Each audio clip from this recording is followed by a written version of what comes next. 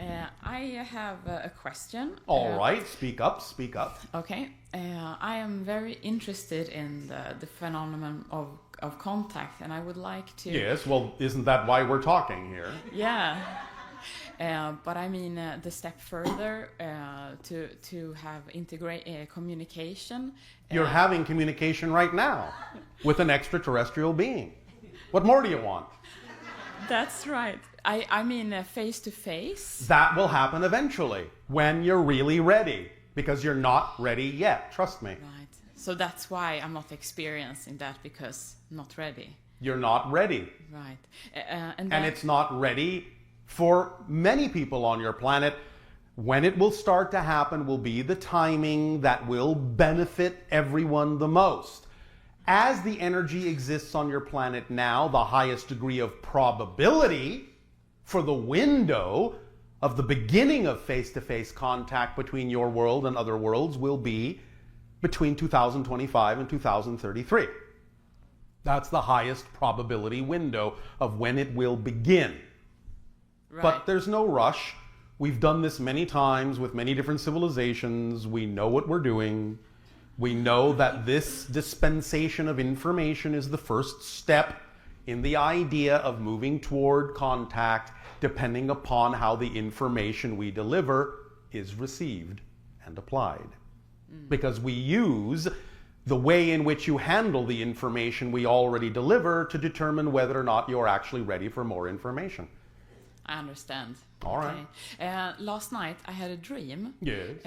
And a ship that was very beautiful. It was round like a ball of silver, and around it were spinning several rings. Yes. Like Saturn, but there were different.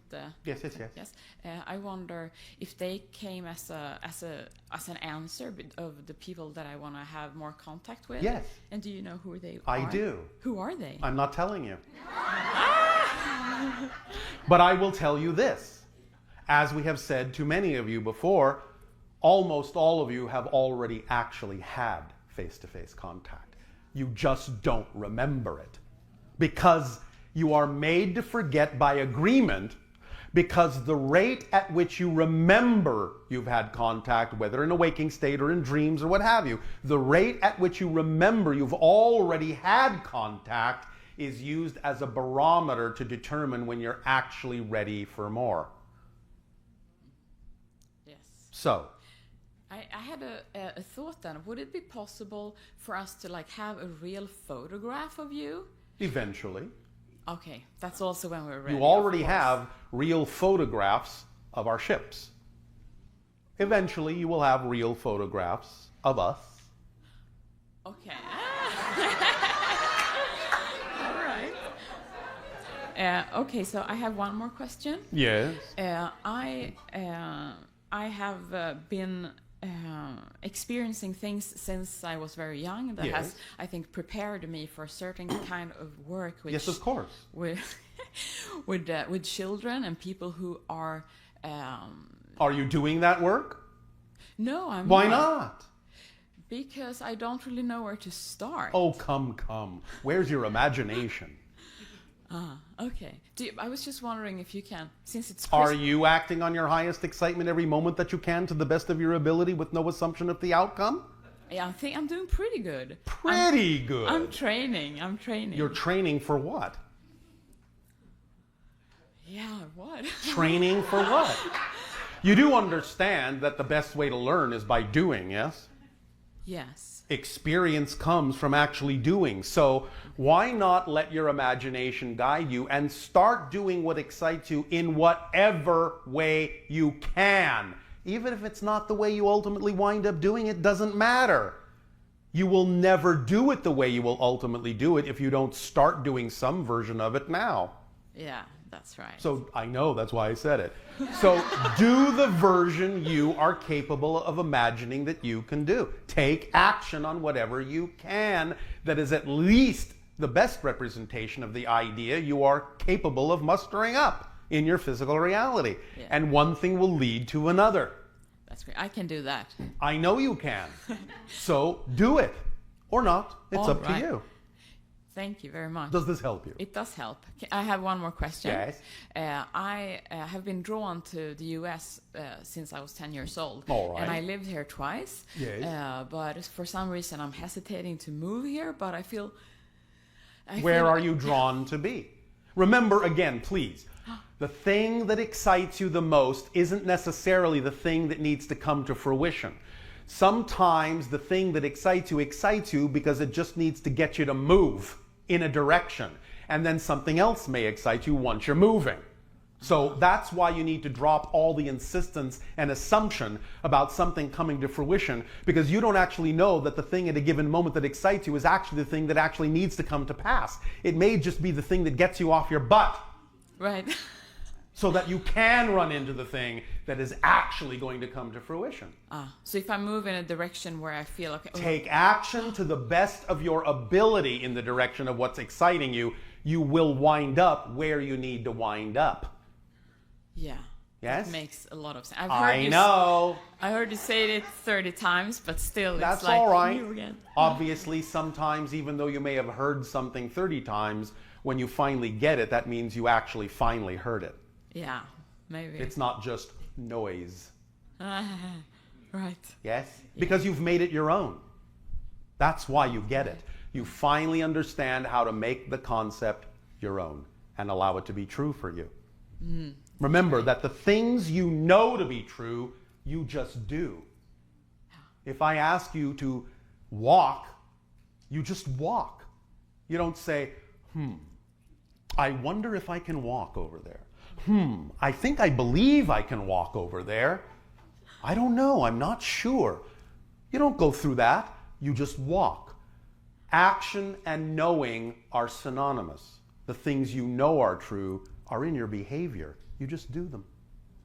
That's the degree that you need to know the concepts that are being discussed. They just need to be in your behavior. They need to be your first nature, not second nature. Make sense? Yeah, that's great. And then you will get the reflection of that knowledge, of that knowingness. Because it will be who you actually are. And you will be demonstrating who you are in your behavior, and then creation can reflect that absolute knowingness and certainty back to you. Any hesitation, any self-doubt, that's what gets reflected back. Hesitation and doubt. And remember, of course, doubt is not a lack of trust. Doubt is a 100% trust in a definition you don't prefer.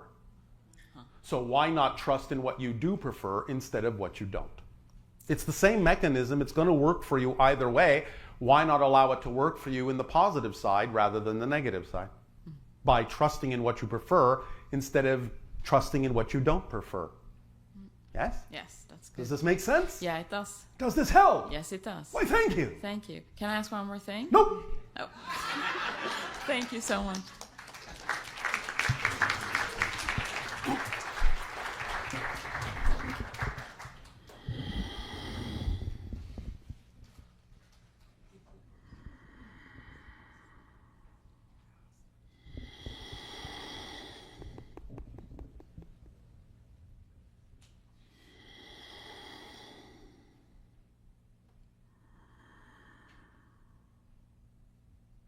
Well, Hello, are you Bashar. waiting for an engraved invitation? I guess I was breathing along with Oh, you. all right. As part of my mission or my contract, Yes. I work to connect with souls who've passed over. How exciting.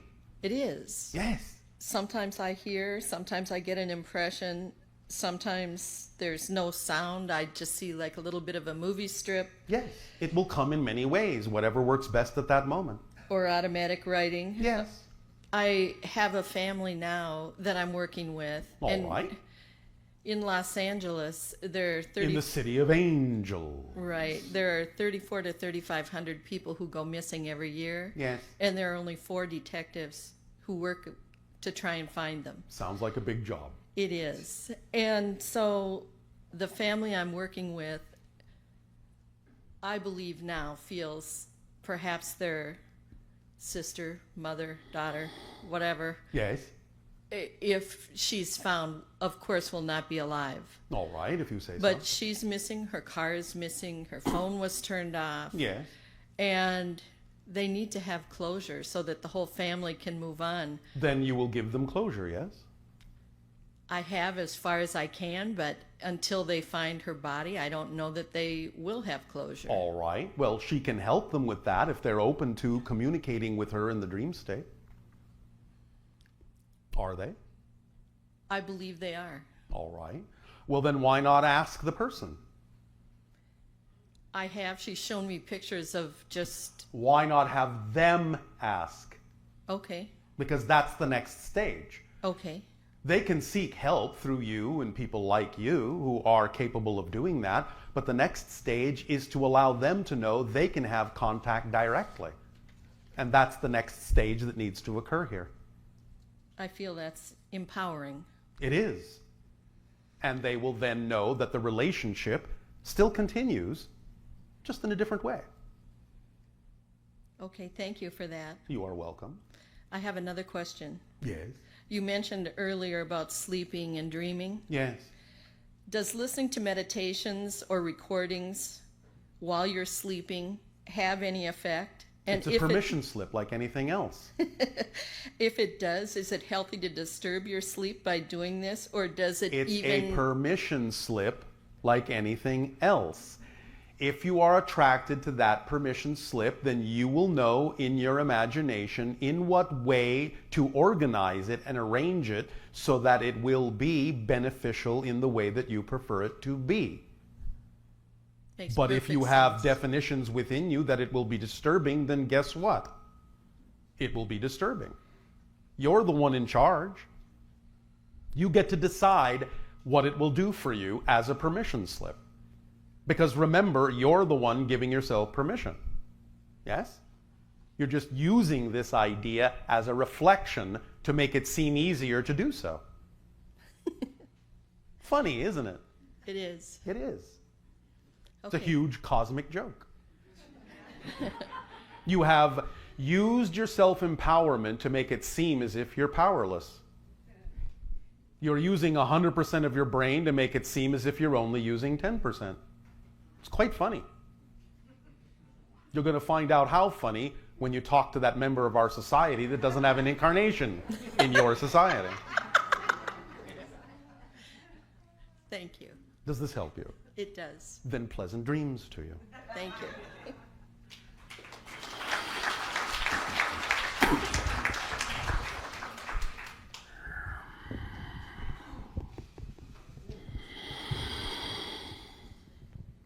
This is fine.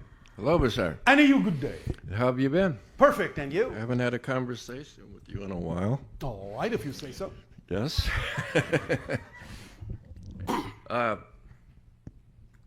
Two quick questions. Yes. Time's up. Consideration of people standing. Not quick enough. In consideration of those still online. In the early 80s, Yes. Workshop 2, around that time, you said, well, a very upset woman asked if we were going to annihilate ourselves nuclearly. And Yes, and we said no. You said that our government had been given a demonstration that we Yes. would not be able to. There have been many demonstrations of that nature. Well, this particular one, up to 30 years secrecy was lifted in 1997. I showed two colonels at Minuteman Yes. sites had the same experience. UFOs over the front gates, panicking, calling into the colonels, and both had 20 Minutemen missiles go off ready, which Yes. is not possible. Well, it is possible, obviously. Well, was that one of your demonstrations, which would have made it 67, March of about 67? All those demonstrations over missile sites have either scrambled the codes or electromagnetically shut off the codes or tampered with the firing mechanisms in a variety of ways to demonstrate that nuclear annihilation would not be allowed because it affects more than just your world. Right. Fantastic. Now, if you want to have an isolated nuclear incident, you can have that.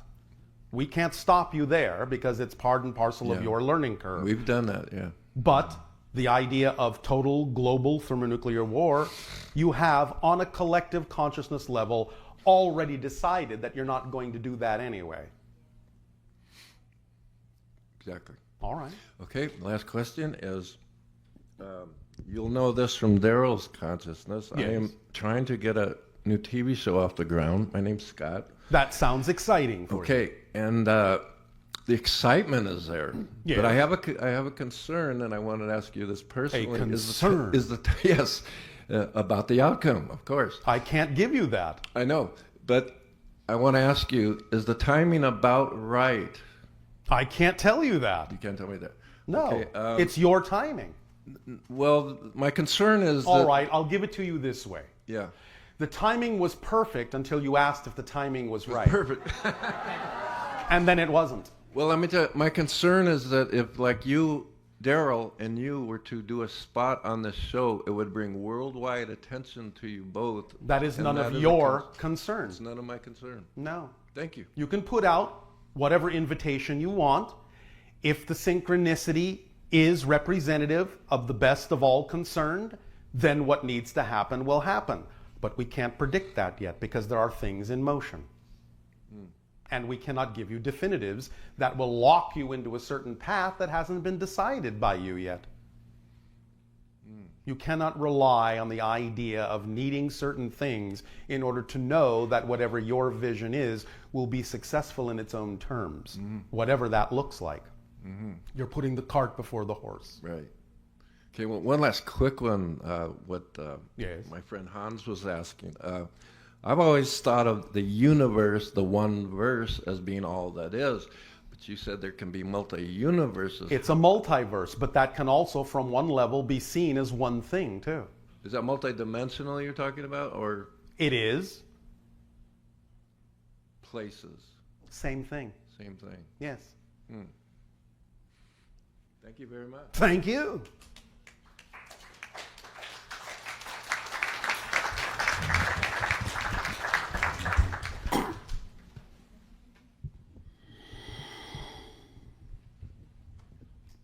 Hello, Bashar. And to you, good day. Just to let you know that my sons... Speak up so that all may hear you. Yeah, my sons who are in Spain are also very excited that I'm here All right. today.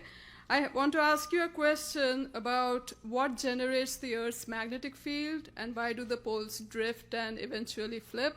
The molten core. The spinning of the Earth around the molten core, around the solid core, generates an electromagnetic field.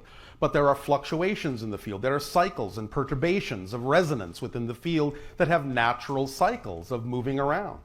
So what's the time span of the natural cycle? It depends on certain things, give or take. You will find that it can be several 100,000 years.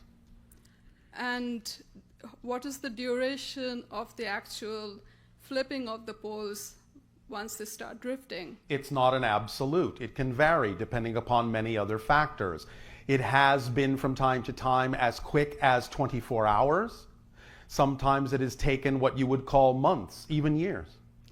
And when that does happen in a time span of 24 hours, what happens to the Earth itself? I mean, it depends upon what exists upon the Earth at that time.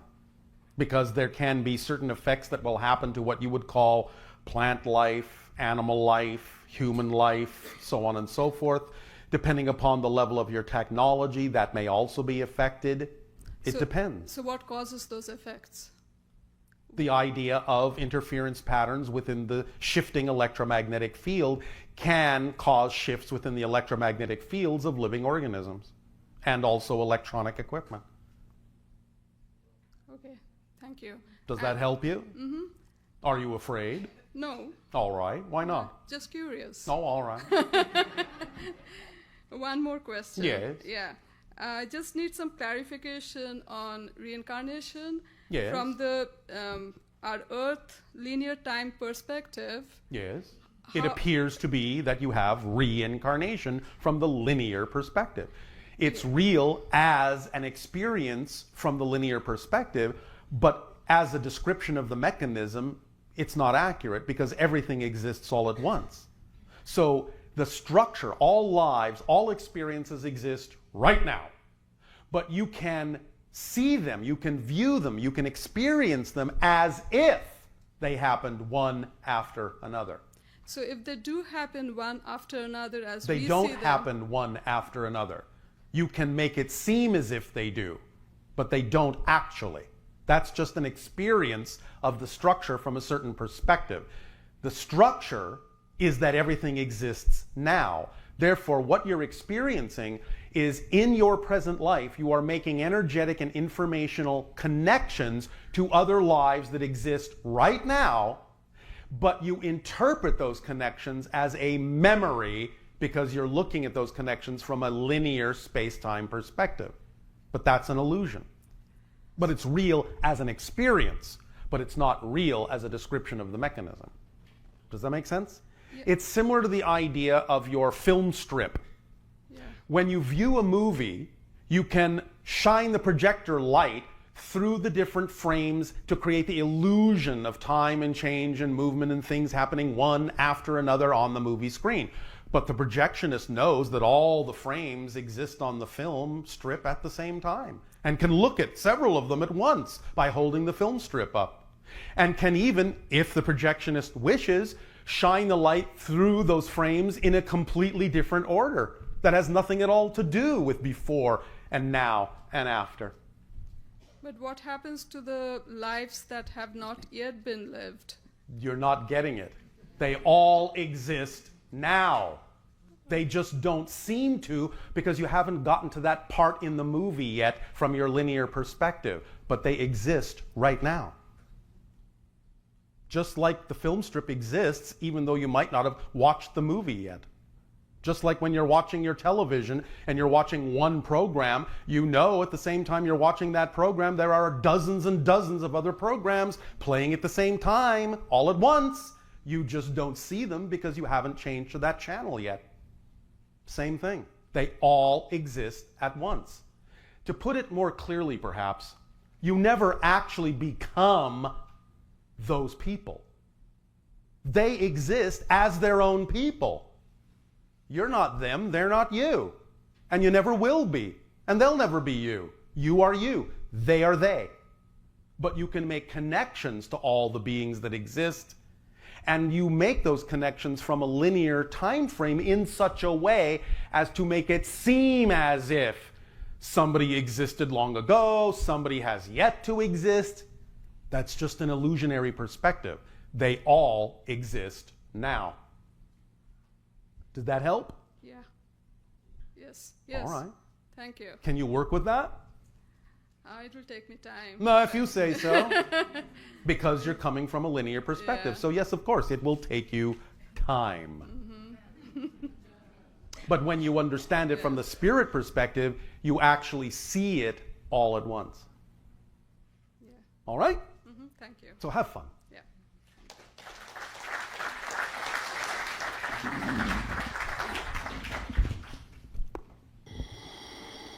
Hello, Bashar. I want to And thank good you. day to you. I want to thank you for all the help and inspiration over the years. All right, we thank you as well for the co-creation. And I tend to rescue things. I beg your pardon? I rescue things, just mostly cats. Yes. I have a great affinity for them. Yes. And generally it works out pretty well. But one of the cats seemed to change very dramatically, very quickly. Yes. And I understand their reflection, but I was wondering if there was anything else going on, any way we could help her. Well, in what way did the cat change? She all of a sudden changed against the other cats. Everything had been going fine. She'd been with us for a while, but all of a sudden she didn't like cats. Nothing in the environment changed? No. Are you sure? Not that I know of. Did one of the cats die No. at any time? No. Mm-mm. There was one cat she seemed to be more against than the others, but now it's more general. But none of the cats died. I mean, no. One moment. Name the cat. Maybelline.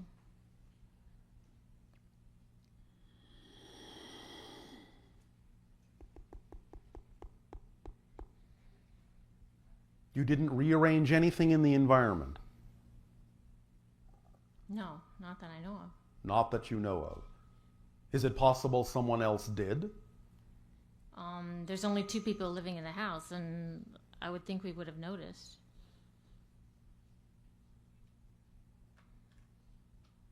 Is the other person living in the house going through some sort of an emotional process?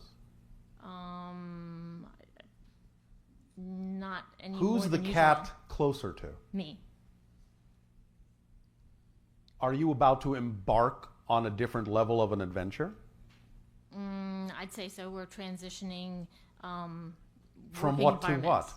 what? We had traditional jobs, and now we're going into. But she changed before that, and now we're going into having our own business. It doesn't matter if the cat changed before that. You understand the cats can see farther ahead than you can. You follow? Yes. Mm-hmm. So the cat may be acting as a barometer of changes to come, but reflecting them in a way that's not yet settled. Is there something within you that's a little unsettled about the changes that are being made? Oh, yes, definitely. Yes. Oh, well, gee.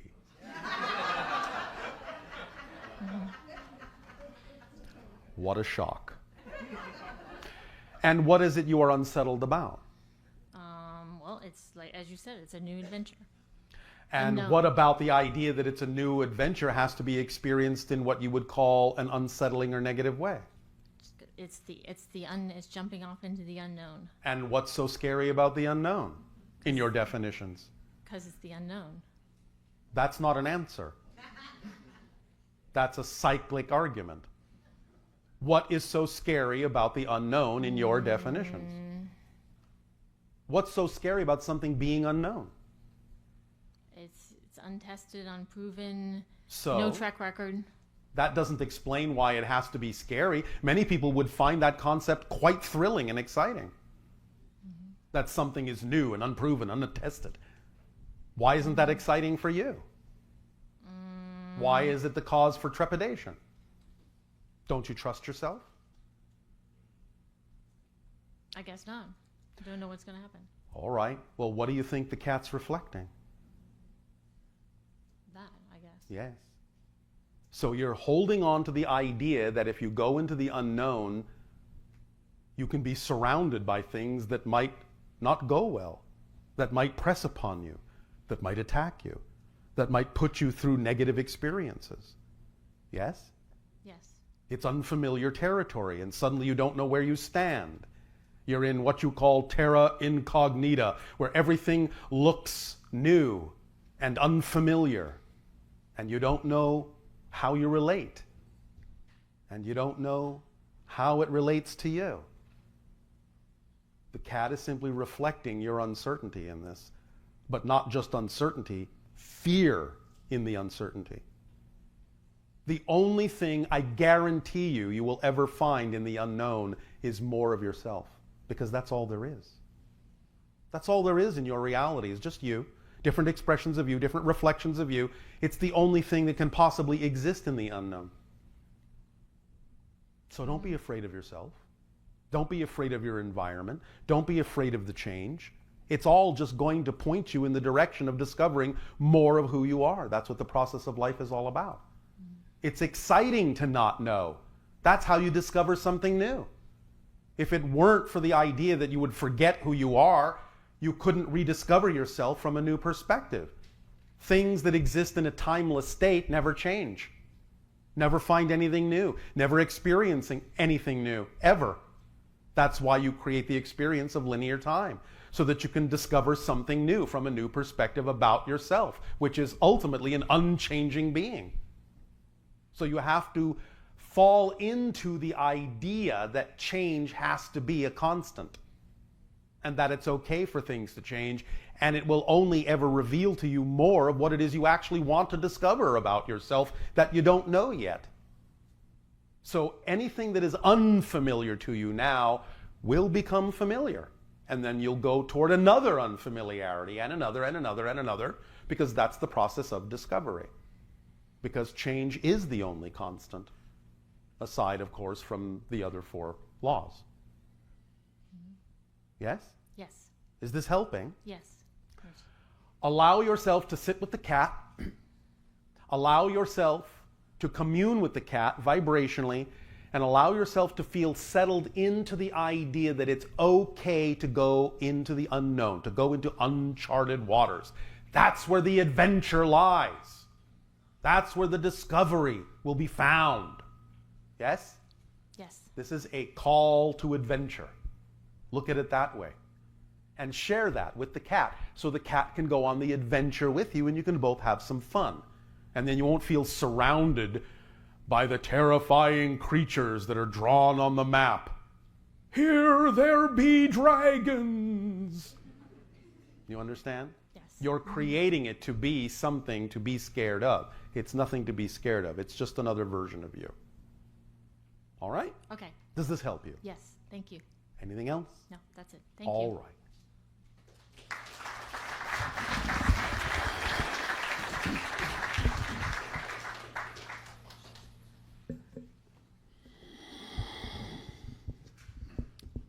Hello, Bashar. And to you, good day. Nice to meet you. Speak up, speak up. Okay. I have 3 questions. Speak but, up more. How many do we have time for? Speak up. You just used one question, asking how many questions do you have time for. So now you have time for one less. 2 then. I have had 4 alien contacts. Yes. 3 in my dream, 1 was not a dream. All right, and so how exciting. Well, that's what I wanted to talk to you about. Yes. They Go ahead. They weren't all pleasant, and I didn't say they had to be pleasant. I said they were exciting. And they can be pleasant, but remember that your own fears are being reflected back to you by the way you are engaging in the encounter. Actually, I'm not afraid of them at all. No, I didn't say you were afraid of them. I said there were fears within you that are coming up, which is what makes them unpleasant. Okay, just some were creepy. I understand, but that is simply another way of saying they're not familiar, And disgusting. if you say so. Yes. But you don't need a value judgment on that because No. that's what's keeping you in that state of unpleasantness. Right. However, the Yes. question is, Yes. you're talking about having contact in the future, and I believe it's going to happen. But Yes. are you saying they're all benevolent? Because that was not my take on the 4 species. I am not saying that there are not the existence of beings in creation that are less than benevolent. Mm-hmm. What I am saying is the individuals you are interacting with are, but they may not necessarily appear to be because some of them don't relate emotionally in the same way that humans do. And thus they may seem to behave in ways that you feel are very disconnected. But it's not because they're intentionally malicious. It's because you're simply alien to one another in a way that you find disturbing. So we're in a universe of duality. That means You're in a trinity. There's always a balance point between the two polarities. Sure, but for every good there is a bad. Yes. There is a negative and Can a positive. we all be benevolent? There is no No. other malevolent species in this universe? No. There may be universes in which there are none, but in the totality of existence, there always must be polarity, otherwise it's not complete. Again, remember that polarity is not a value judgment. It's just a recognition of positive and negative, mechanically speaking.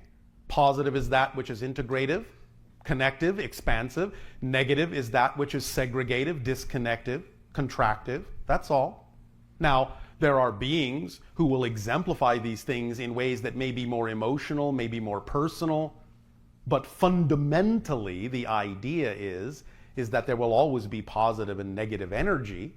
That doesn't mean that someone has to behave in a negative way just because negative energy and negative ideas will always exist. They have the ability to choose. But the idea is when you know it's a trinity, when you know there's a balance point in the center, and when positive and negative are equal choices, equally valid choices, then you can choose what you prefer to experience regardless of anyone else's intention toward you. But if you give your power over, then you will experience what they may suggest that you experience based on the idea that you don't believe you're powerful enough to experience the reality that you prefer. No, I'm very adamant about not giving my power away. But yet, you're experiencing some things in what you would call an unpleasant and disgusting way, which means you're defining things from a negative point of view. And that's giving your power away. All right, let me give you an example. Oh, all right. By all means. Well, my last contact was a reptilian. If you say so. And of course, with all the contacts that I've had, they do not want to have. In fact, they were surprised that I'm able to see them. Yes. And the other ones were surprised with it too. So what? They ended it. All I'm saying is that it was not something they wanted me to be aware of.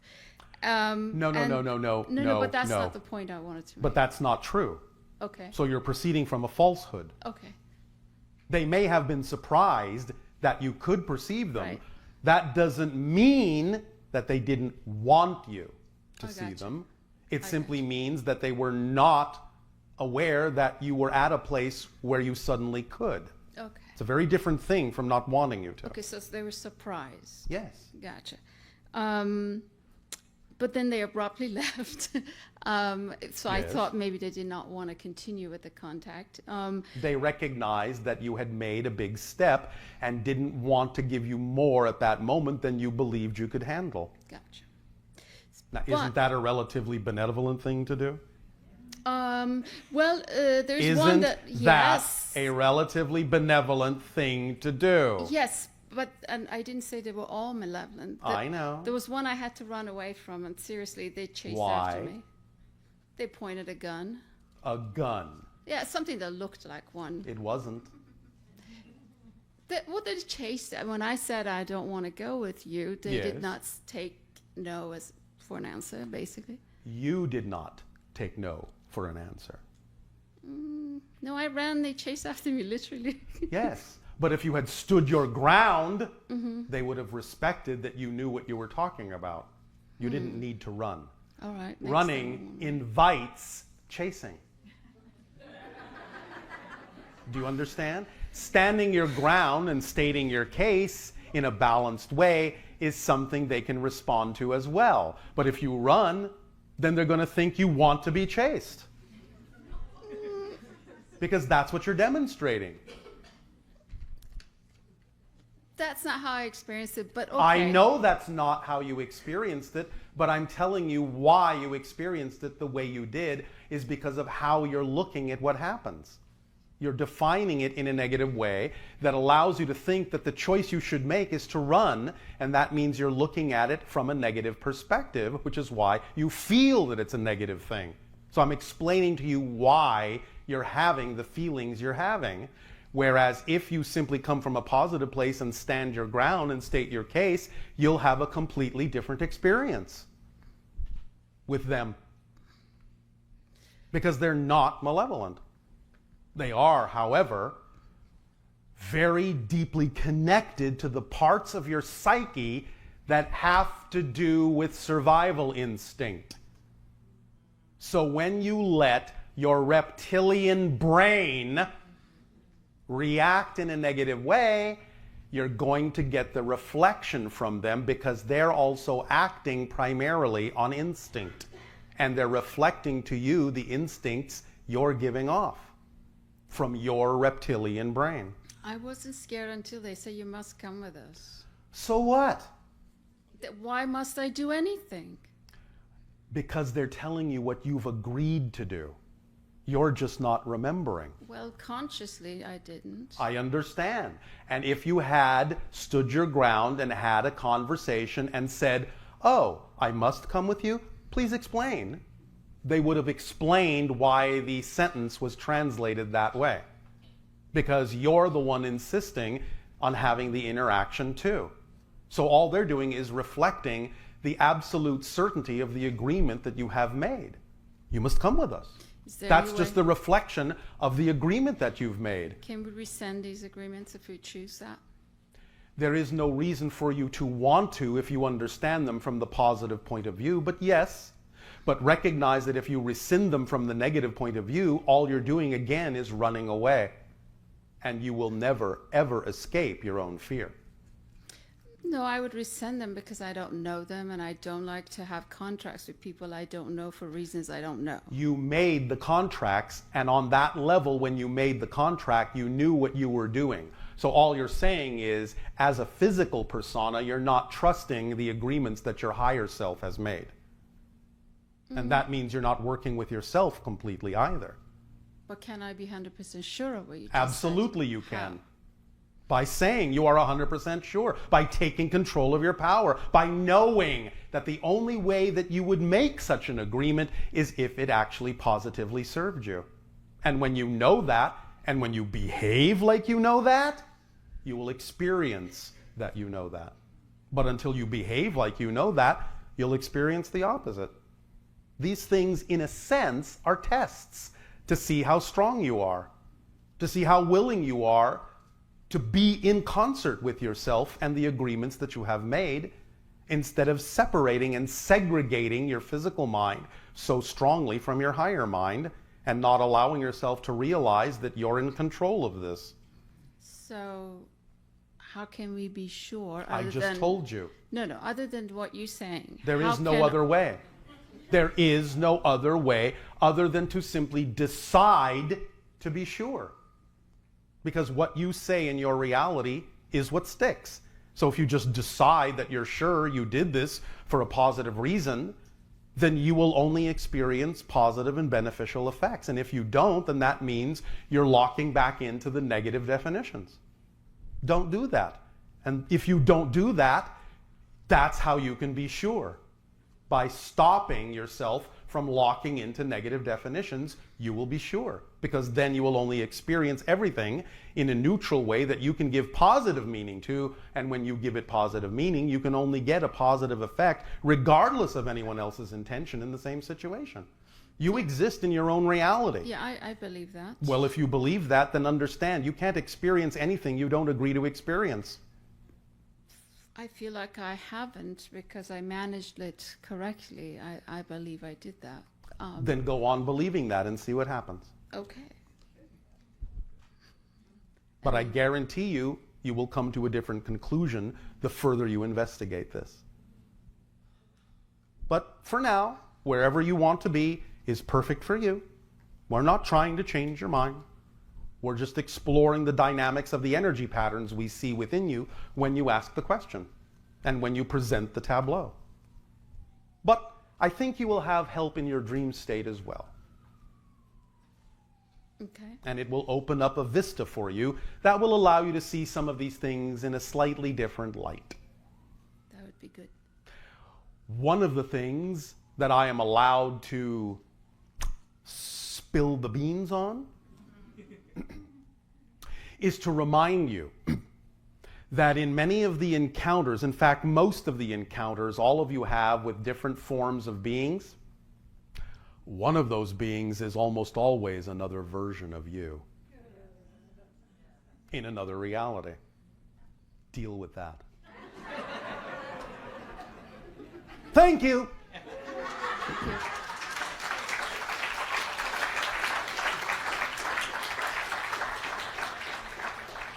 Oh, and yes, pleasant dreams. Tadeo, Nania. we have one more person that's coming up, and then we have a little bit of time left, so we wondered if we could pull a few more names. Do you have questions from others elsewhere, or only from those present? Only from those present. All right. How many should I choose? 3. Okay.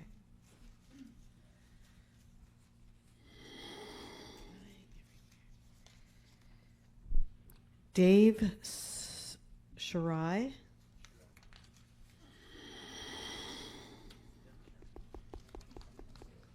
Samantha Howes.